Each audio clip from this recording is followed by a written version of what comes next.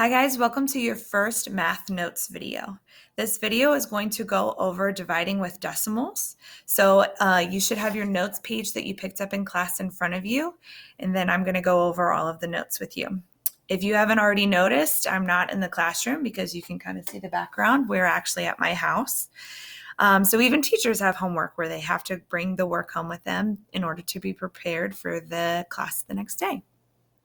This video will always be available for you in Google Classroom, so if you ever need to go back and learn how to divide with decimals, you will always have access to this video. Also, during the video, if I'm at all moving too fast for you, you have the option of pressing pause and filling in the information and then pressing play as soon as you're ready. You can also press pause and raise your hand if at all you are stuck or have any questions or confused at all at what I am saying in the video. So please don't hesitate to ask questions while you're watching the video also. Let's go ahead and get started. It says here that we are going to start with the introduction on decimals and dividing decimals. So it says dividing is the most challenging of our four basic operations. Those four basic operations are multiplication and division, as well as adding and subtracting. It says, in fact, you have to use both subtraction and multiplication in order to divide. And you also have to be pretty good at rounding and estimating. Okay. Many students have trouble with division, perhaps because most problems don't come out nice and even, and you really have to use your mental muscle when dividing. Dividing decimals is almost the same as dividing whole numbers. Okay, except you have to use the position of the decimal point in the dividend to determine the decimal places in the result. The dividend is that number inside your decimal problem, and or your division problem, and I'll show you those here in just a second. Okay. So if I go ahead and scroll down, I provide you guys an example first before going through a practice problem with you. So if you look here, you have 55 and 318 thousandths divided by 3 and 4/10. So your dividend is the one that's going to go on the inside, while your divisor is the number on the outside, and you're going to write it in standard form as shown. Okay. Then, if you notice that little red arrow in the second portion, they're moving the decimal point on the outside in order to create a whole number on the outside. However many positions you move the decimal on the outside is how many positions you have to move the decimal on the inside as well. Whatever you do to one side, you have to do to the other in order to keep it equal. Okay? When they do that, it will then become 553.18 divided by 34. Okay, and then notice that when they're dividing right here, since their decimal point has moved to this point, you'll then see that their decimal point is also right above that spot in their final answer, which is how they get the quotient, or the answer to a division problem, of 16.27. Okay, one point that's extremely important, I think, in this example is that you can add as many zeros to the right of the dividend as needed. And I'm going to show you how I do that as soon as we get to the back problems as well. Okay, so go ahead and flip it over to the back and we'll start those three basic problems. Okay. First, as I said, you will always move the decimal point on the outside in order to create a whole number. So when I do this first problem, I only have to move the decimal point over 1 to make it a whole number. So that's why I'm only going to move it over 1 on the inside with your dividend to make it even. So I'm actually going to rewrite the problem to help me out here. So when I do that, it's going to be 5 on the outside and 68.5 on the inside. Okay, so I'm going to put that decimal point in its new spot. Okay, and just as I said before, we can add as many zeros as we want to the right of the dividend, and it will not change its value.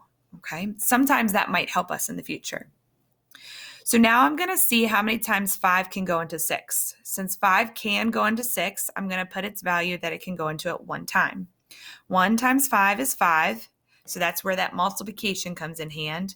And then since that value is 5, I'm putting that underneath the value of 6 because that's how many times it can go into 6. Then this is where your subtraction is going to come into play. You're going to do your 6 minus your 5. That gives you a value of 1. Okay? After you get that value of 1, since we have more numbers to the right, I'm going to keep bringing this number down and keep dividing. So now I have to determine how many times 5 can go into 18. 5 I know can go into 18 3 times because 3 times 5 is 15. That was my multiplication, and then I'm going to go ahead and subtract again. When I subtract, I get a value of 3. The next thing that's in place isn't a value or isn't a numerical number, it's the decimal point. So I'm going to bring that decimal point up before I bring any number down, just so that I remember and not forget. So then the next thing after I bring that decimal point up is to bring down your number 5. So now I have to determine how many times 5 can fit into 35. That is 7 times, because 7 times 5 is 35. And then when I subtract 35 and 35, I get a 0. Since there are no other numbers besides 0 after the dividend, this means that I am done, because when I subtracted and I got 0, it is now terminated. Okay, that means it's finished. So my final answer for this first division problem is 13.7. Okay, I'm going to go ahead and move on to the next problem. I'm going to create a new division problem without a decimal on the outside. Okay, so without that decimal on the outside, I now have 65 on the outside, and then I have 169, and the decimal is now after the 9. But like I said before, you can add as many zeros as you want after that decimal, and it may come in handy. You may need it later. Okay, so now I am going to go ahead and start dividing. 65 can't go into the value of 1. 65 also can't go into the value of 16. So now I have to figure out how many times 65 can go into 169. With that being said, I don't know my 65s offhand. This is where that rounding and estimating is going to come into play. So I know that 65 is pretty close to 70, okay? And I have to figure out how many times 70 can go into about 170. So when I do that, I'm thinking probably 2 or 3 times. So I'm going to go ahead and figure out what 65 times 2 is, because I don't know that offhand. So I'm going to figure that out off to the side here and do 65 times 2. When I do that, I do 5 times 2, which gives me 10. I carry the 1. 2 times 6 is 12, plus the 1 is 13. So I actually get a pretty close value of 130. So since 65 went into 169 twice, I'm going to go ahead and put the 2 above the 9. That's really important so that you can keep your place value. So I went into it 130 times. So I put 130 underneath that value, and that's when I'm going to subtract. So then when I subtract, I get a value of 39. Now remember, the next number isn't until after the decimal, so I have to remember to bring up my decimal and then bring down my 0. So it's a good thing I added those zeros at the end, because now I can keep going to subtract to figure out what this value is going to be. Now I have to determine how many times 65 can go into 390. Once again, I don't know my 65s offhand, but I know that 65 is close to 70, and I know 390 is close to 400. So I'm going to say it's probably around 6 or 7 times that it can fit in there. So I'm going to go ahead and try to figure out exactly how many times it is. So let's go ahead and try 7 first. When I try 7, 7 times 5 is 35. So I put the 5 and I carry the 3. 7 times 6 is 42, 43, 44, 45. So when I do that value, it's too much. I went over 390. So I'm going to try a smaller value instead. So instead of doing times 7, I'm going to go ahead and try to do 65 times 6. So 65 times 6, when I do that, I get 30, 36, 37, 38, 39. So now I can go ahead and subtract that value, and I get a value of 0. Since my next numbers are 0, I don't need to continue, and my final answer is just 2.6. Now we're going to go ahead and move on to the last problem. The last problem, now it says I have to move it over 2 spots in order to get that whole number, and then I'll move it over 2 spots on the inside for the dividend. And if you look, it says that I'm going to need to round this number to the nearest tenths. So on the inside, I'm going to rewrite this problem to where I have 34 on the outside, and then I have 5,678.9, and then I can continue to add as many zeros as I want if I need to. Once again, this is kind of a bigger number. I don't know my 34s offhand, so sometimes we're probably going to have to do a little bit of math in order to figure out this total value. So I know 34 can't go into 5, but I know that 34 can go into 56 one time. So I'm going to go ahead and put 56 minus 34, and that's when I get a value of 22. I know that that's correct so far because 22 is smaller than 34, so I'm good so far. I'm going to go ahead and bring down my 7, and I have to determine how many times 34 can go into 227. Okay, I don't know the exact number, so I know that 34 is pretty close to 30, and I know that 227 is probably close to 200. So I'm going to go ahead and try to guess 6 first, just to try.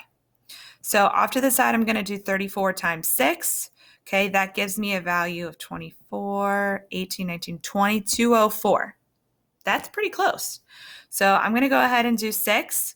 That gives me 204, and then when I subtract that, I end up getting 23, which is smaller than 34. So we're good so far.